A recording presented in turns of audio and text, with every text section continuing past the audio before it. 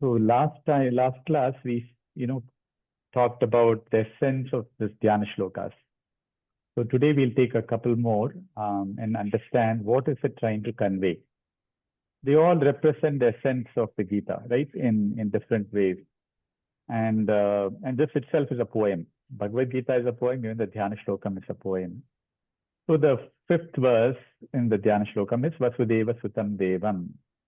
It starts with Vasudeva. Who's Vasudeva? He is somebody I salute. Kamsachanura Maddanam Devaki Paramanandam Krishnam Vande Jagadgurum. He is the teacher of this whole universe.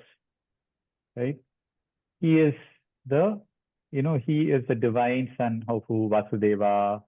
He is very, very close and dear to none other than Devaki. Right? And he also is the one who destroyed Chanura and Kamsa. This is the essence of this verse. Very simple, right? We all know that from the stories.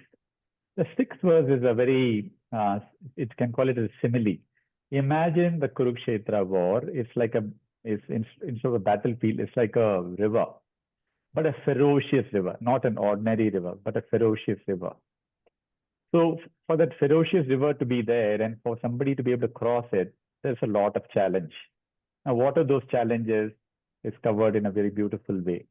It says that in the banks of the river are two people who are very, very strong, Drona and Bhishma. They keep the banks very steady.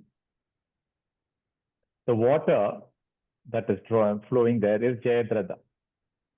And then there is also a lot of lotus is there, and that is of the Gandharva.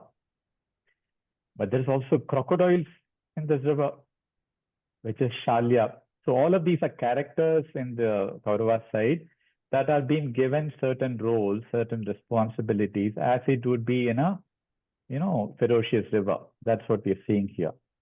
And then there's also a huge current that's flowing. That means, if you go in a boat, you'll be toppled over if you're not careful. So who's providing that high current? Kripa. And then there are waves. If you have seen doing river rafting, you would see these huge waves coming there. That is governed by Karna. And then, in addition to the crocodiles, there are also sharks, deadly sharks. Who are handling those deadly sharks? Ashwatthama and Vikarna. And then there's a whirlpool. Whirlpool is a place, where if you get inside, you cannot come out. You are destined to go. That is held by who else but Duryodhana, right? Who's the champion on the other side. And yet, despite all these challenges that we just saw, that that the ferocious river provides, with the boat being handled by none other than Krishna, the Pandavas were able to sail through this ferocious water and cross and go to the other side. This is the beautiful, see how poetically and how beautifully, you take examples. And this is just to also talk about the type of characters that are there in the Kaurava side. They handle the tide and they were able to cross over. So it talks about the glory of, despite all the challenges that one faces in life, whether it be crocodiles or sharks or the high current, etc., if we all surrender to that one Krishna, he takes us over to the other side. That is the essence of this sixth stanza. So now we move on to the chapter itself. So last time we had covered chapter 1, right? And chapter 1 was all about the environment in that battlefield on the two sides. And Arjuna coming to terms, he asks to be taken to the center of the battlefield. And he gets into a dilemma. He gets into a total confusion and delusion with what he sees on the other side. That he sees his own kith and kin, his grandfathers and his teachers, that he has to fight with and maybe may have to kill them, and he's ready to not do it. He being a Kshatriya, he being, his old role was that, and he's fully aware of the fact that, the war was necessary, to get, to fight the dharma. But at the same time, emotions take over, attachments take over. And he essentially gives up and he sits down. So that is where the second chapter starts. Second chapter is actually considered the start of Bhagavad Gita from a teaching standpoint. And as I said last week, the first chapter was important to understand the context based on which Krishna has to give the teaching. See, in our culture, right, it is said that you don't open your mouth unless somebody asks you to. You don't go to some, teacher with no questions. You ask a question to the teacher, teacher responds. So similarly here, Krishna, despite taking him to the war, unless Arjuna is ready, unless Arjuna, is in a shape to even handle what Krishna is going to tell, he was not going to open his mouth, and he didn't open.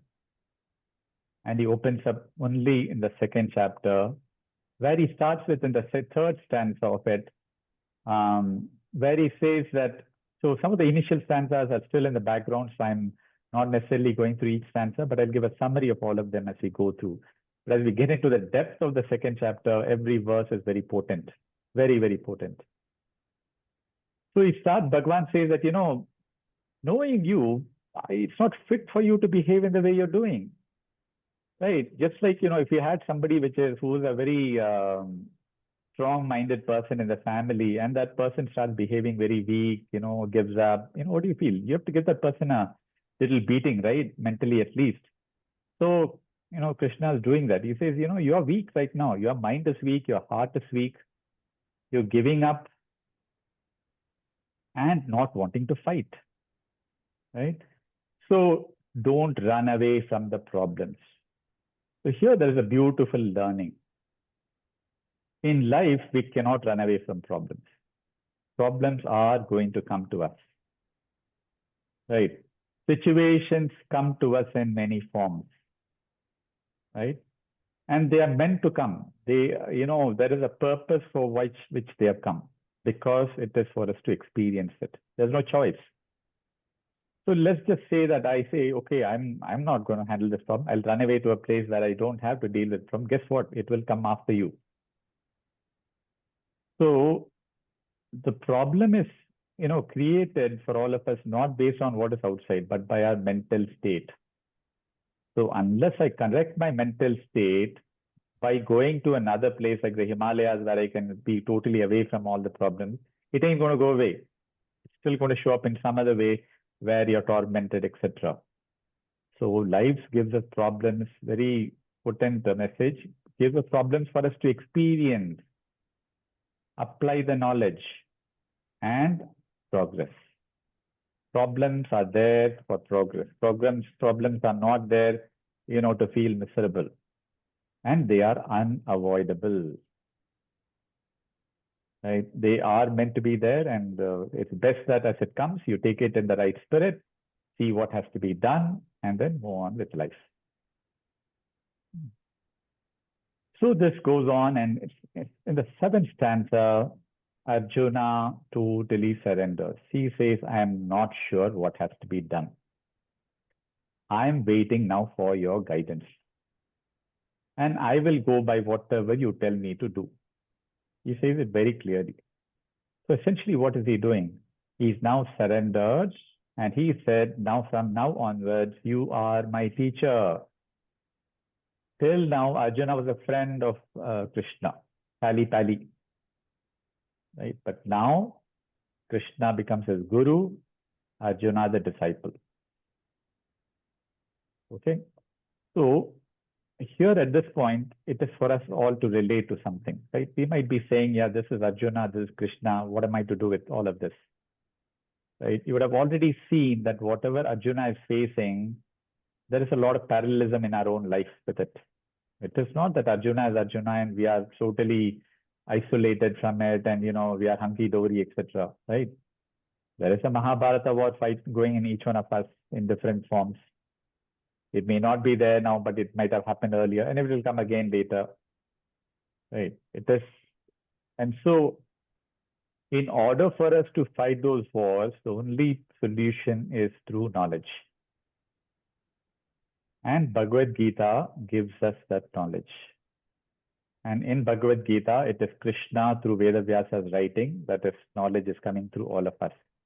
So in all of these learnings, when we go through, when Krishna is saying Arjuna, Arjuna, Arjuna, we have to tell ourselves, Ramesh, Ramesh, Ramesh, that, it is meant for you. What can you infer from it? What can you apply that Krishna is telling to Arjuna in your own life?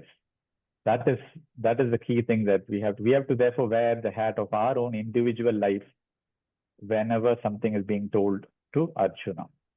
And similarly, when Arjuna also has got queries, questions, doubts, etc., those doubts are also likely to, come in our own mind. And before even some of those doubts come, Krishna is there to give us the answer for all of it. Right. So right now, Krishna has, Arjuna has given up. Where are they sitting? In the middle of a war. And everybody is ready on both sides to fight.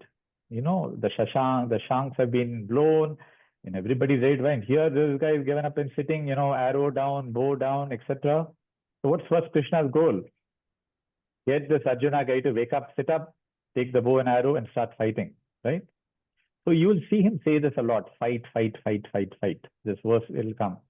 And every time he says fight, fight, fight, for us it has to mean act, act, act, act. Do something, do something. Don't sit idle. So the fight we have to relate it to in our own life is what that means. So it means fight the challenges, fight, act what is required. Right? So the 11th verse is where the beautiful teaching starts. And it's one of those verses which in some authors say is essentially got the essence of Gita itself built into it. It is so powerful. But Krishna says in a very beautiful way, as though he's not meant to, hurt Arjuna's feelings. He says that, you're grieving for those who should not be grieved. He says in a very simple way. And he then says that, people who are evolved or who are knowledgeable, they don't grieve for such things. He says in a very simple way. What is he inferring from all of this? All this thing that you're telling me in terms of knowledge is all rubbish. It has no value. You're simply ignorant. Right? What does ignorant here means? Ignorant doesn't mean that he lacks knowledge of skill work with his bow and arrow, etc. Remember, when we're talking about ignorance in the context of Bhagavad Gita, we are referring to the knowledge to live life properly, the self-knowledge. So ignorant doesn't mean, that I'm no good, etc. Not at all. So whenever we talk about knowledge in Bhagavad Gita, we're talking about the spiritual knowledge, the knowledge of the self, the knowledge to live better life, all of that. Right? So here, Krishna is going to start this thing. But before we start, I wanted to just touch a little bit upon this chapter, what it is called. It's called Sankhya Yoga. Sankhya is a philosophical name. It was the father for Sankhya Yoga was none other than Kapila Muni. You all would know Kapila Muni, right? One of the earliest forefathers. He's supposed to be the son of Manu, coming from Surya onwards. So he's one of those very early descendants in that family tree. So Kapila Muni is the one who articulated the Sankhya Yoga. And there are many other philosophies. Right? For the purpose of what we are trying to learn, Sankhya Yoga is the theme, is the philosophy that is adopted and applied in all of Bhagavad Gita. And what does Sankhya Yoga cover? It covers the knowledge of the self, knowledge of your true entity. And it's going to cover it in a lot of detail through multiple ways and means in a step-by-step manner and so forth.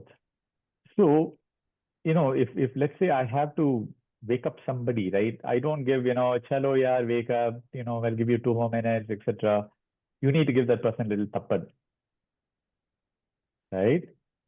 So that is what Krishna is going to do. Otherwise, what will happen is, right, we tend to live, as I told last week also, right, we tend to live in this so-called, what's that called? This mirchi bhaji. Mirchi bhaji, all of us have had somewhere or the other, mirchi bhaji syndrome. There's something called as a mirchi bhaji syndrome. What is the mirchi bhaji syndrome? You'll say you go to, Ooty and other places, right? Hilly places.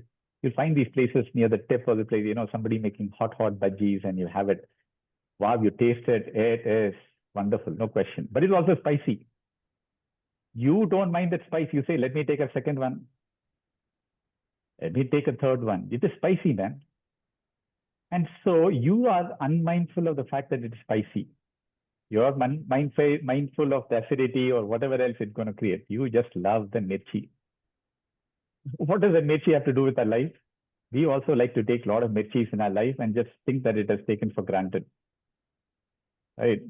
Mirchis means what? All the perturbations, all the disturbances that come and all the emotions that become. And we think, that's part of life. Let me keep on taking more and more. I'll live with it. So Bhagavad Gita and Arjuna, or like Arjuna, we have to come to realize that we have to come out of this mirchi bhaji syndrome. Yeah, no question. Do enjoy the mirchi bhaji, but take it in a calculated one or two maybe, and then stop at that and say, wow, this is my time to stop now, right? Let me move on with something else. So, next, what is the solution to mirchi bhaji? Sankhya Yoga. Sankhya Yoga starts with 11 stanzas. What does it say? There are two types of people in the world that Arjuna says, Krishna is saying in a very clear manner. People who have already left. Katasun. Katasun means what? People who have already sinned. Agatasunscha. Not yet gone. What does it mean? Will be going soon. So there are only two categories of people. Gone and not yet gone. It is not that somebody is going to be here permanently. So he then tells Arjuna, why are you weeping for these people who are going to go away? Sooner or later, you and I are also going to go. It is like this, right? The day we are born, you take the river Ganges that starts from the Himalayas and then merges with the ocean. We are all getting into this Ganges river.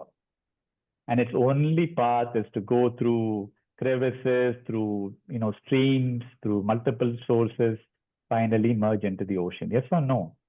There's no other choice for it. So once I step into that river, sooner or later, whether it is soon or late or however late it is, there is no other recourse other than to meet the ocean and merge and leave this body. So like that, there are some people who have already flown through the river and emerged. There are some others who are a little bit, another few days away. Some others are maybe a few weeks away. Some others are a few years away, maybe tens of years away. But nevertheless, Agata Sunsha, everybody is bound to go. Therefore, don't mourn for these people who may be leaving their lives in this war, because it's only a matter of time for everybody else.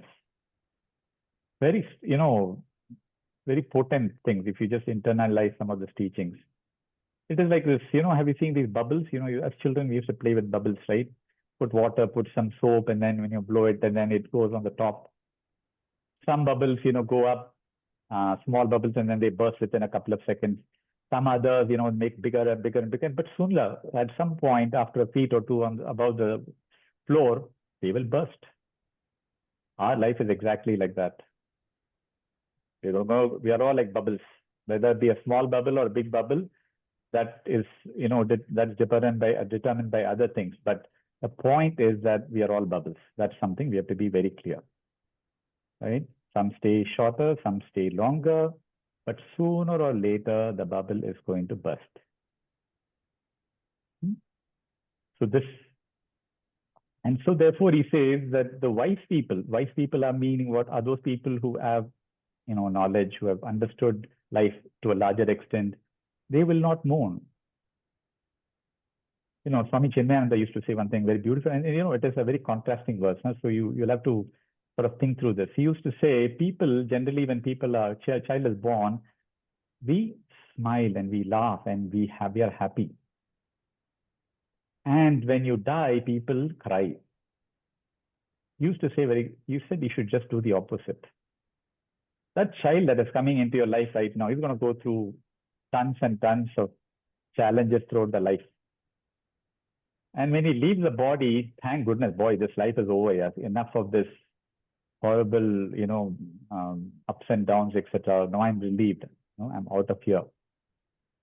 He used to say that, and there is a meaning in it, right? You don't take it literally, but you see the sense of what is being talked about there, right?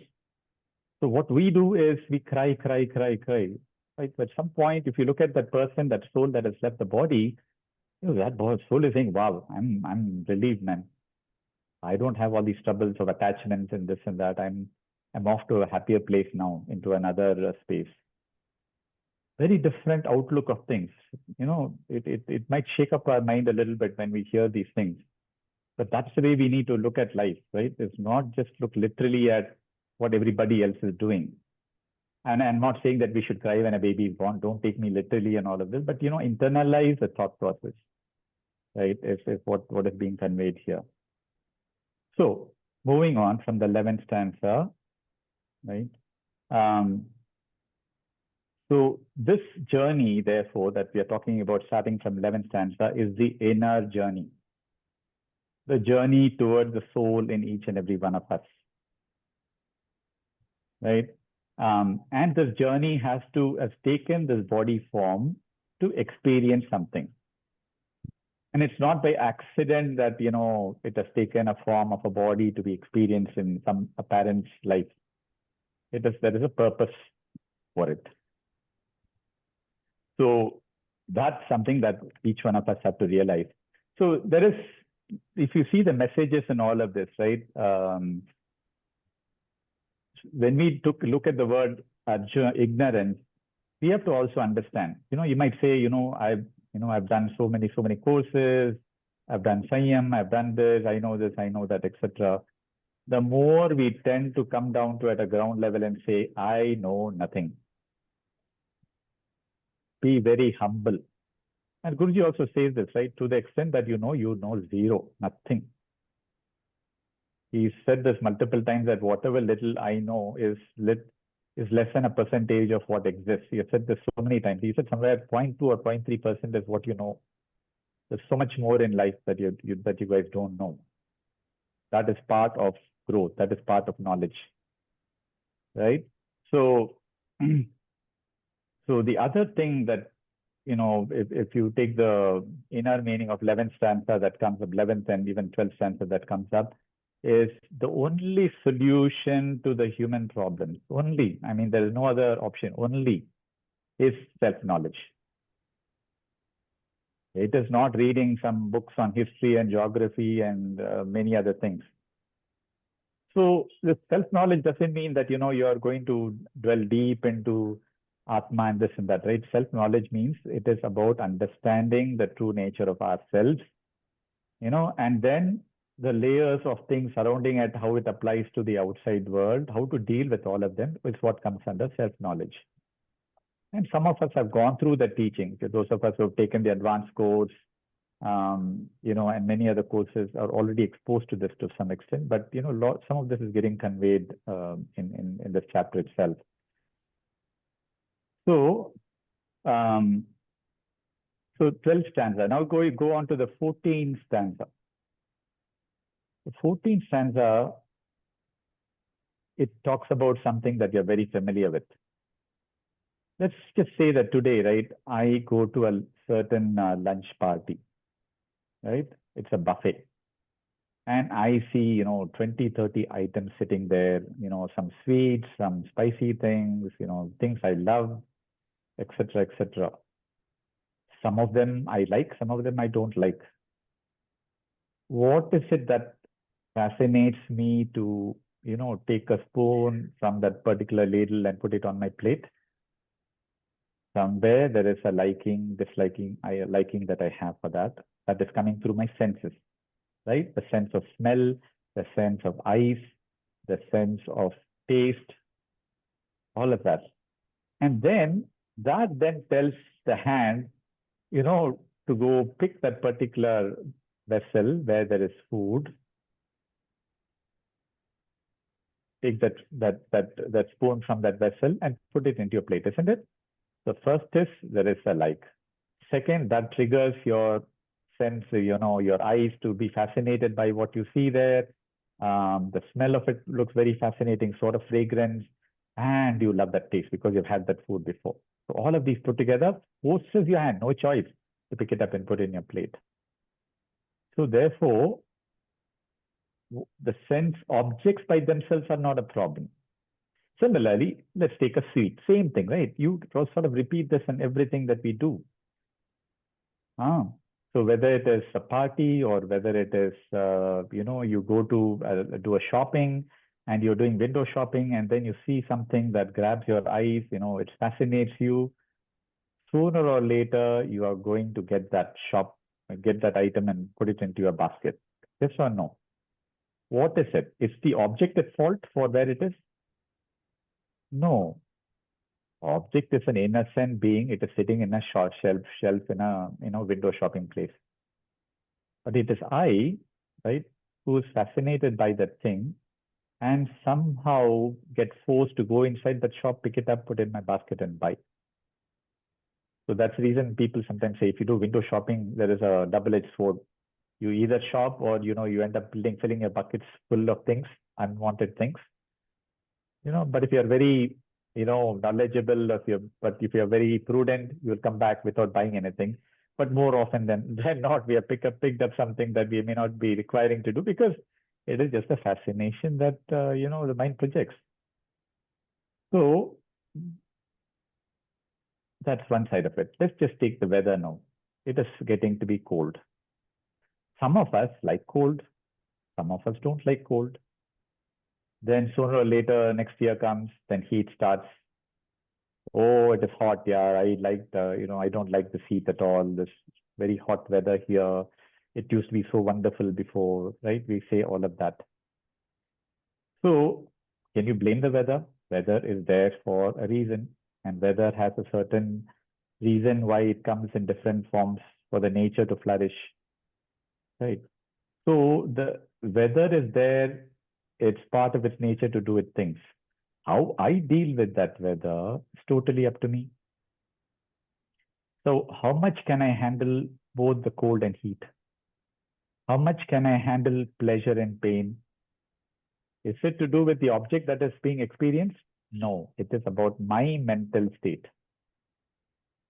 And if you look at it, the same object, right? Let's say it is cold weather. Well, let's say it's the weather now, it is raining also, right? Now it is cold, very nice. But then when rain comes, you say, oh, it's cold, but the rain, I don't like it. So what the same object, right? Going back to the food item, I might take, let's say, gulab jamun. That gulab jamun for me might be very pleasurable. I might love it. Some others might say, no way, man, I'm going to touch that gulab jamun. Yes, so you go away from it. So the same object can give different experiences to different people. And then the same object can give different experience to the same person over different times. You had very good health, stomach is good, gulab jamun you enjoy. You have to go to a wedding, but you're not that well, your stomach has a problem, but you're obliged to go to that wedding.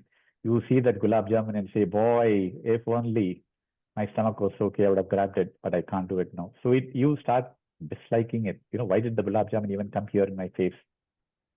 So the objects are innocent, but how each and every one of us deal with those contact objects is the maturity of our life, right? So two things that come to us. Do you remember pleasure and pain, opposites, where have we learned? Art of Living course. What did we learn? That they are always going to coexist, right? So being centered, right, despite these things, that I have to experience pleasure and pain, whether good weather, bad weather, whatever they are, etc., is something totally up to my mental state, right? So forbearance is required. Mental state of being centered is required to handle these opposites. So this is what Krishna is governing here, saying two things in this particular verse. One is, don't blame the object. Sometimes we tend to do this. Because of this weather, I'm doing this. Because of this cold weather, I'm going to this state. Because of the cyclone, poor thing, it is doing its job. right? Can I take the precautions if it is rain, to wear warm clothes or whatever and be sheltered in an umbrella, right? Not taking an umbrella, is it my fault or is it the weather's fault? Isn't it? So all of these are very obvious things that we all know about, but then we tend to ignore it and we tend to put the blame on somebody else, right? So life is full of opposites, and it is meant to be that way. That's the only way life is fun. As Guruji has said many a times, if everything was only happy, happy, happy every day, morning and night, you keep on are able to relish everything, good sweets, everything, and nothing happens to your life. What is there in life? It's just boring after a while, right? You give up and say there's no spice at all. You want spice in life, and that's where the opposites come into play. So now, if you look at it from that is the essence of the 14th verse. Then comes some very important aspects of this inner self of ours, what we call as a soul or consciousness or spirit or whatever you call, right? And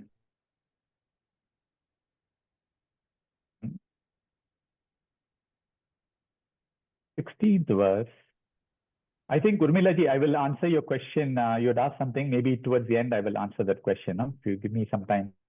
No, I'm not asking right now. Whatever verse you are Somebody had asked it. selecting, na, so we have this book, na.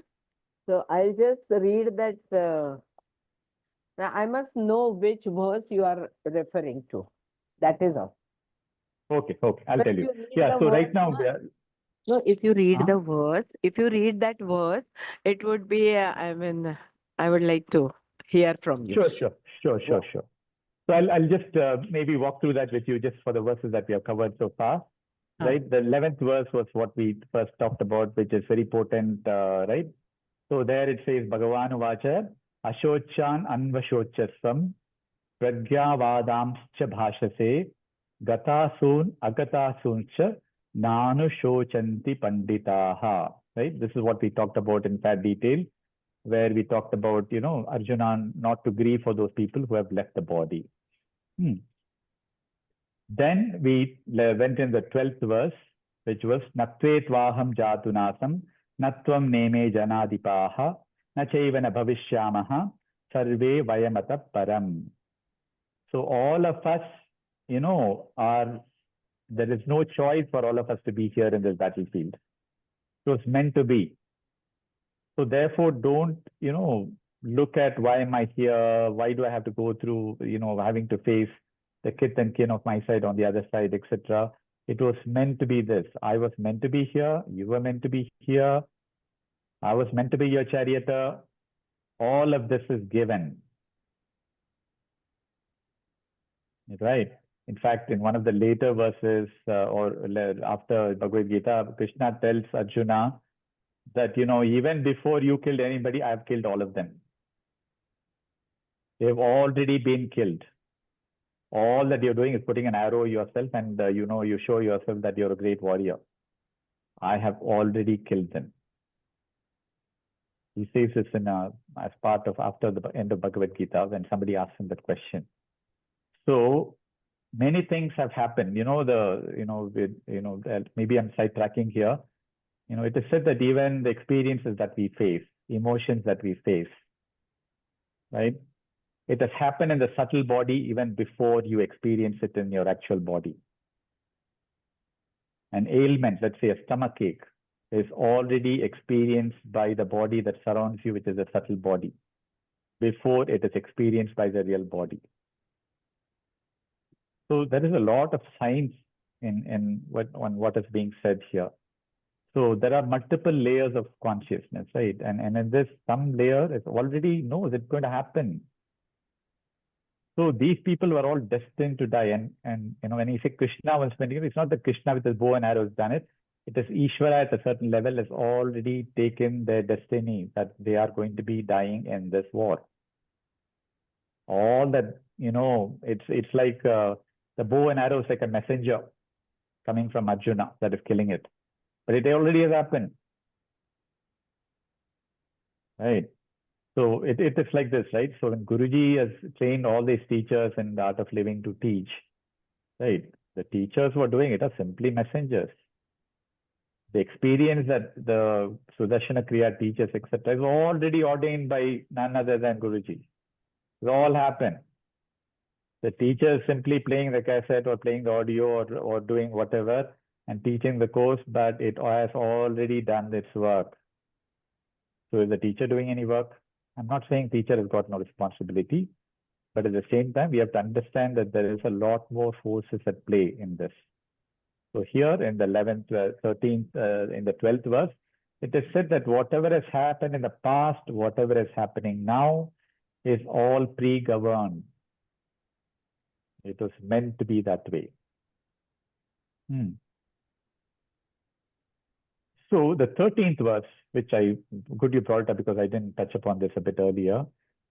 So chanted, Dehi nosmin yata dehe kaumaram yauvanam jara tata dehantara praptihi dhirastatra namuhyati.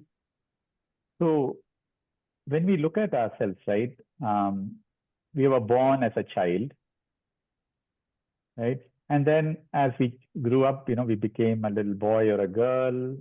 We were able to move around. And then the childhood phase ended and we went into youth. And from that youth, we went as an adult, grown-up adult. And then it is old age. And that old age also goes, happens, you perish, and then you leave the body. So what is happening in all of this? Let's ask ourselves, right? What is happening?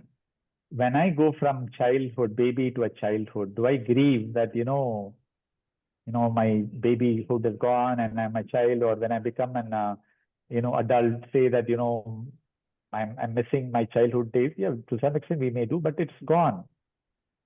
What is it that is making you experience that all the changes that is happening, childhood to adult to old age, etc.? What is it that is making us aware of those little things that are happening? That is going to be talked about in the couple of verses from here. But what is it? Think about it, right? So one thing is that I'm not grieving for what has happened. Second thing is that there is something that is constantly changing, and I'm aware of it, that I'm changing. My hair is no longer the way it was earlier. It's now brown or white or whatever else it was. It was dark, black earlier, right? Wrinkles in my body, not there earlier. But I don't grieve for what has happened. And yet, we all grieve for when somebody leaves the body. When somebody leaves the body, they're also going into another plane of existence and they're going to go into another body. But we grieve at that thing, yet things are happening. Let alone that, every minute, every day, thousands of cells are dying. We are dying internally every day. We don't even consider that. Every day, thousands of cells are dying and new cells are being born. Do we grieve at them? Oh, poor cell, it has gone. And then say, happy, happy, come, welcome the new cell. We are oblivious to it. It is all happening. So the divine is taking care of everything. So let's say from the outside, it all appears that the body is all doing great. But inside, there's so much of fighting happening. It's a war happening inside. Cells are fighting against any turbulence from outside. You would have, when COVID came, what were we hearing? You have this immunity cells. The immunity cells are fighting against COVID cell, blah, blah, blah. That was the first time we were hearing about all this fighting of cells. So like that, right, there is a lot of things that are changing, happening in our body. We simply take it for granted that everything is, destined, to infinity. Nothing is going to change. Everything is changing. Everything is changing. And then we went into the 14th verse, which is Matra Spashyastu Kaunteya Shitoshna Sukha Dukkada Agama Payino Nitya Samsitikshasva Bharata, right? Which is where we're talking about the objects. How do we get in contact with them? That it gives us sometimes pleasure, sometimes it comes like pain. And yet, whatever we experience, those little pleasures, there are two aspects to it. That, the same pleasure can be a pain later, etc. And even that pleasure that I have, after some time it becomes a pain. It is that pleasure is impermanent. How do I say it? I give you a bowl of 5 gulab jamuns. You say I'm not going to have it, but you say you're forced to take. First one I take, okay. Second one I take. Third one, with a lot of resistance, I take. Fourth one, you say enough. I'm putting it out and throwing it out. Not throwing it out, keeping it aside. Why? Saturated. The body's mechanism is there to, not going to excesses. It has got its own threshold, right? Real life giving us a taste that it is impermanent. It is giving us a taste of the fact that all these things outside, boss, don't get carried away by it, because there is a impermanency to the pleasure that you're getting. And if you override that thought process, then you're going to fall sick. So listen. So it gives us enough warnings. And people sometimes override it and, fall sick, go to a doctor, where doctor says, diabetes, this, that, etc., etc. Right? You know all of that. So then, yeah, so that's where the centeredness aspect of it came into the picture. So 15th verse builds upon the 14th verse. What is the 15th verse? Yam hina yatantyete purusham purushashabha samadukka sukam dhiram somritatvaya kalpate. The people who are, centered people, right? They are not affected by this pleasure and pain. Guruji has also said this, right? Once you become centered, these turbulences will come. They may pain you a little bit, but you come out of it very soon. It doesn't bother you for days together. And here he says, those people who are in a state where they are centered are more fit to be in the spiritual path. More fit meaning what? They will be able to relate to the knowledge better. So for realizing that, that supreme knowledge, or to be able to experience that supreme self, right? One has to be in the spiritual path, and to be able to be in the spiritual path and sustain it. These small things, but very important things are important, right? Being centered, not getting carried away by pleasure and pain, by the opposites. Being able to pair it, having that forbearance power. So then comes the 16th verse, right? Which is where I left last time. So 16th verse, nasato vidyate bhavo, na bhavo vidyate sataha, ubhayorupi dishtantaha, svana yosta tatta darshibihi, right? So here, this is a very beautiful stanza. It talks about what is real and what is unreal. So here there is, a bit of understanding we all need to have. So typically what we know as real is, we'll say this table is real, this pen is real, this human being is real, right? We'll say something I can't see, right? Sometimes we'll say even the source is, the divine source is unreal, because I don't perceive anything. I don't know if it exists.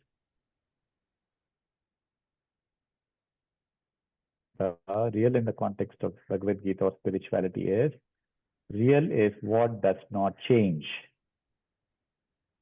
What does not change is real. That means what? And same thing is going to be the future. No change. On the other hand, what is unreal is something that is modifiable. Right? So my body was not the same 10 years back. Today it is not the same. And I know for sure if I live another 10 years, it will not be the same. Yes or no? It is going to change. So the key thing in all of this is to understand in our life what is this context of real versus unreal.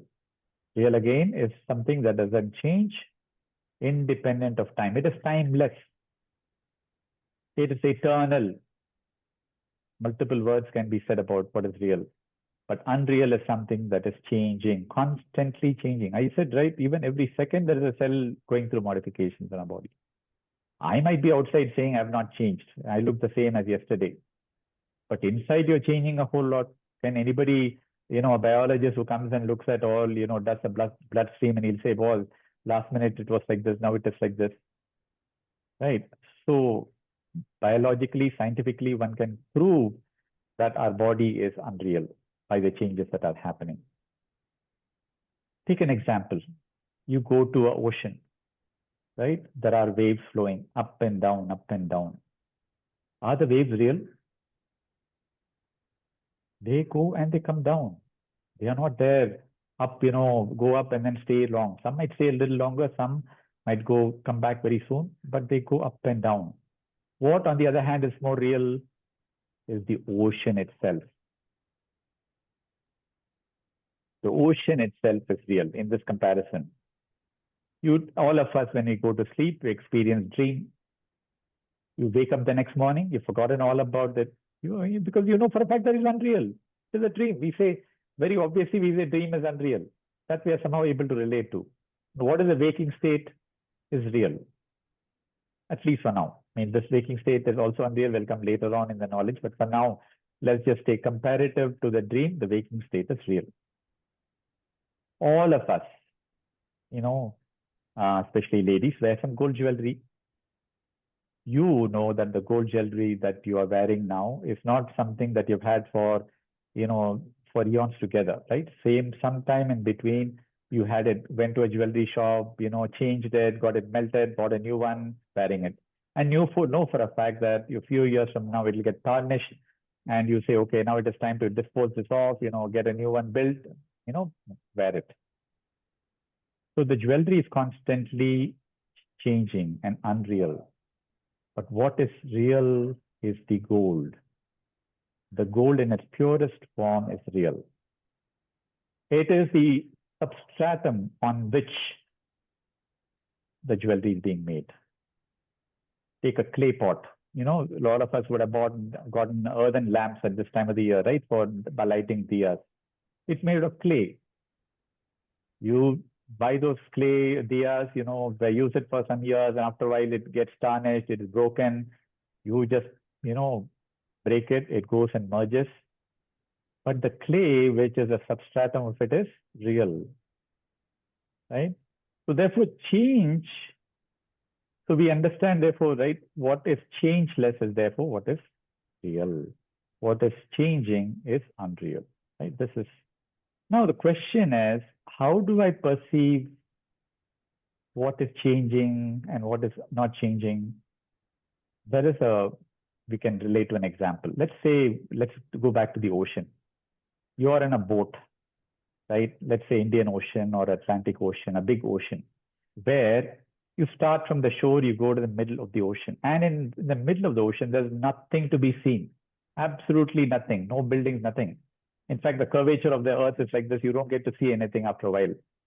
All you see is water. When you are in the middle of the ocean, right, you are not even aware that you're moving.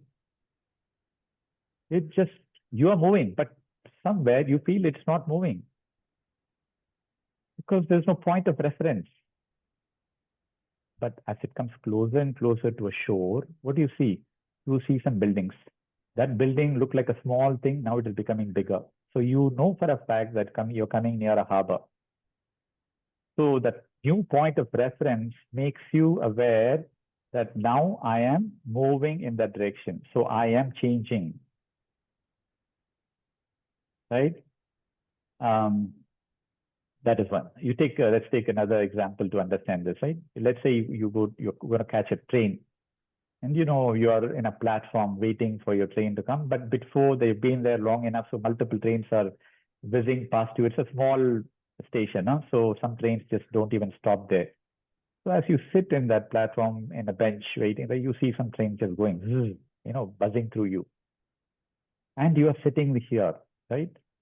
So what you see is a train that is undergoing a change of moment.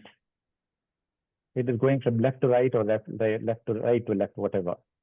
But let's say you get onto the train, and on the same parallel track, there's also another train that comes, and both are leaving at the same time. You watch out of the window from your train, and you look at that other train. It also seems like it is not moving. It appears as though it is stationary, and yet you're moving. I don't know if you've experienced this. Or let's say you're in a highway, two cars are going pretty much at the same speed. You look at the other car, you're almost talking to each other. You don't see the movement. So it is relative. So when do you see a change?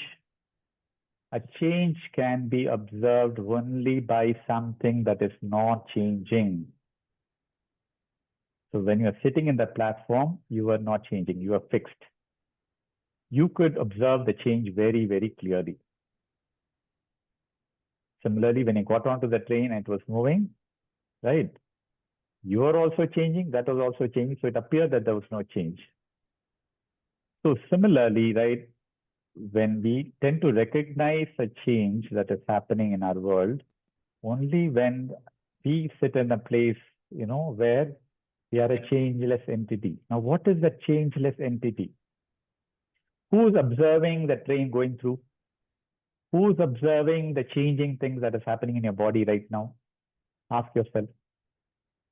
Who is observing the fact that, I went from this childhood to adult to this and that? Something in you that is changeless. And the whole journey in Bhagavad Gita, whole journey in the self-knowledge is to go and realize that changeless aspect in each and every one of us. Right? I'm going to stop here. A lot more things that are going to come up in the context of this teaching. So let's take a few things that, right? One is the real, unreal aspect of it, the opposites in our life, and then what is real, what is unreal. All of these things we can ponder a little bit, and we will continue in the next session. Okay, time to move around the hall and just see if you have any thoughts, ideas, opinions, whatever it might be. Who would like to share? It's a free thing, huh? Anybody can do. And don't look at whether I'm saying the right thing or wrong thing, etc. Everybody's learning, so any input is welcome. Urmila ji, kuch chahiye, you would like to share something, Vijay, or the Bhavani or Veena ji? No, after reading the verse, I could understand it better because I'm reading in my book also at the same time. Otherwise, it was like commentary. I mean, I was enjoying it, but this relatively got me better clarity. Very Thank good. Very you. good. Thank you. You want to say something, Veena ji? Veena, I should say Veena. Yeah, the thing what I understood in this session is the something is there inside us which doesn't change. That is the soul, and the body which keeps on changing, but still the something inside us doesn't change, like waves and ocean. Veena, you... Soul is like, am I right, Ramesh ji? No, we lost you. At least I could hear some piece of what you said towards the end. Can you repeat what you said? You were saying that about the soul is unchanging. After that, you said something. I couldn't hear you. Yeah, we can compare with ocean and waves. The soul is like an ocean which doesn't change. The waves come and go. It's like a body. Sometimes the waves may take different shapes and different size. But the ocean, the water, it always remains real. Yes, very nice. Am I right, Ramesh ji? Absolutely, absolutely. You're on the spot. Yeah. Yes, Ramesh, Jai Gurudev. Could I say something? Sure. Till a little while back, I used to think of environment outside. That is, it was a little different from me of the situations happening outside and people outside. Now that space has closed up when it came to the witness this. And now I'm looking at the opposites in me. I used to think of that. But I am able to handle the opposite with me with the witness this much more than I used to have earlier. So that same thing has come back, fallen to the atom part of it. And the witness thing is I'm able to handle myself better because of that. Especially Wonderful, after your Gita classes have started, after the Sayam was done, it has come to a very heightened this. I don't know how long it lasts. Make hay while the sun shines. Grateful to you. It will be there. Guruji says that, all the gurus say that once you are into the knowledge, going back is very difficult. You will only continue progress further. Hello, Vijay. Yeah, Viji. hello, good evening. Good evening, sir. Ramesh is very. Yeah, you are hiding behind the screen there, Viji, for a while. I was wondering when you're going to Yes. show up your face. Good that you're back. No. Yeah, basically, from today's teaching, one is detach yourself and look inside. So this is the main thing which it's a takeaway from me. How rather than cursing somebody outside for external forces to act upon you, rather than that, there is a lot of fight which is going on inside you. Understand yourself and how we can overcome all those difficulties inside. So then we are preparing ourselves to react to outside actions. Absolutely. So and Very right. yeah, so this is what I feel I have my takeaways from this lesson. Wonderful. Thanks for sharing. Yeah. Yeah. Bhavani ji. Sorry again, I'm Actually, using G. Don't take me wrong at all. The G just comes at the end of it just by default yeah, for no me. problem. One thing, Guru, you have mentioned that Guruji said, those who are centered only are eligible for this spiritual path. So that really I got into me. Other thing is, we have to be just to sort of interject there. So let's not take it very harshly on each one of us that I'm not centered yet.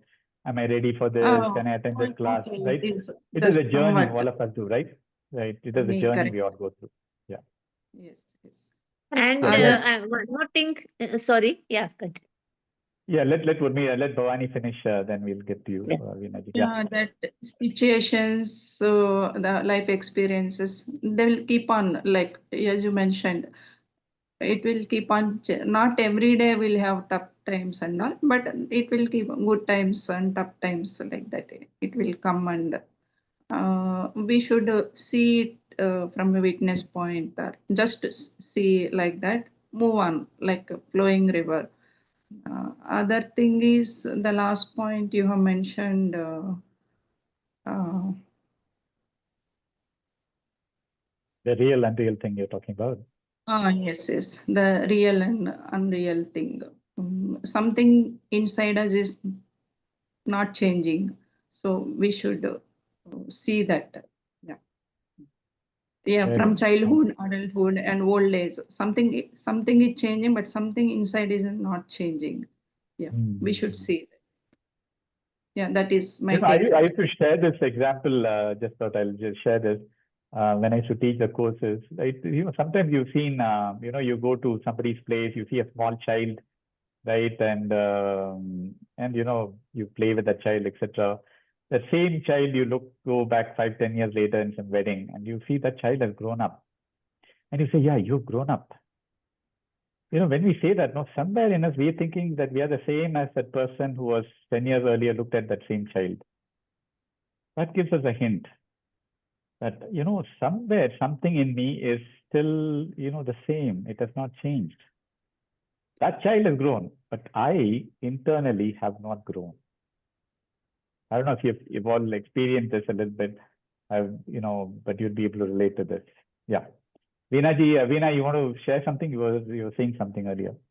Yeah. The thing is, when we meet our childhood friends, no, we feel the same as we were in the school or in college. But the people around us, they treat us like elderly people. But there's something inside us, it will be like the childlike emotions or quality. It will be the same that we experience when we meet our childhood friends. It was my experience.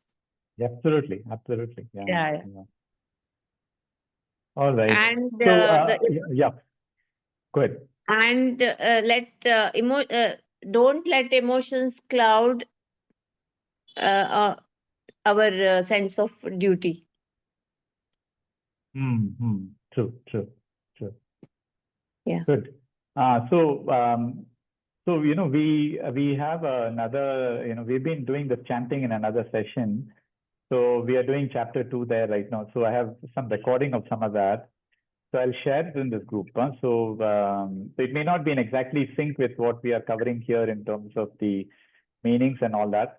But nevertheless, if you just want to go through this chanting part, just for your reference, whenever you have time, you can see that video.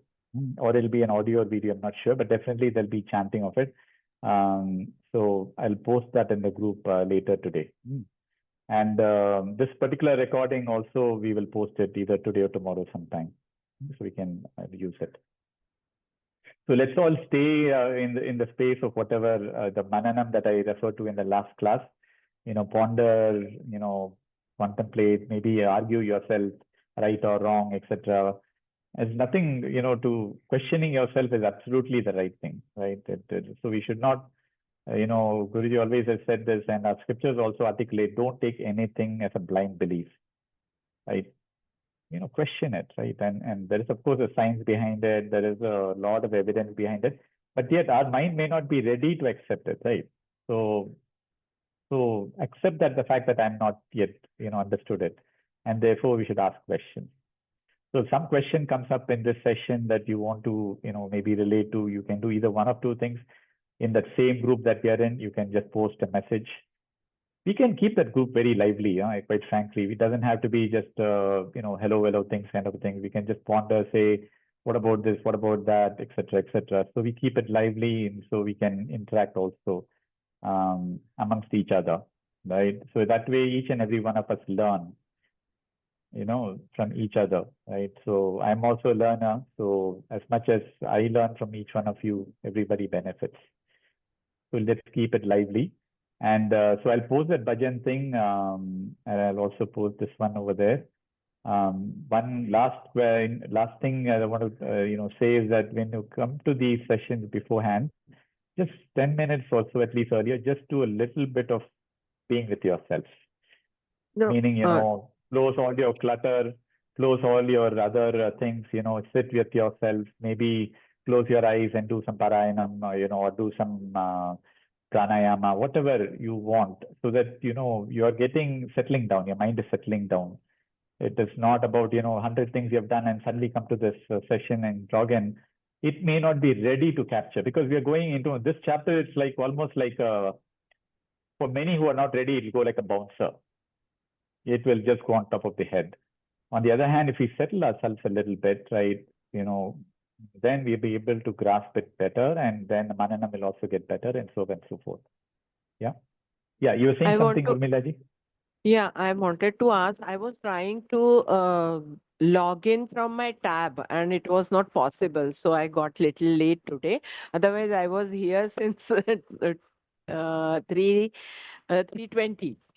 So I don't know why I couldn't log in, but it's okay. And Geeta Dhyanam, if you have that recording, now I would like to hear it again, because I have studied, studied in the sense heard Geeta by Guruji's discourses, but this Geeta Dhyanam is new to, it was new to me. So I went through that on Google, but I would like to hear what you said about it. Yeah, we'll do If that. you Right, have Urmila that ji, recording, please share it it is for already me. there, and I posted in the group also, but I will repost it. Maybe you might have joined a bit later than that.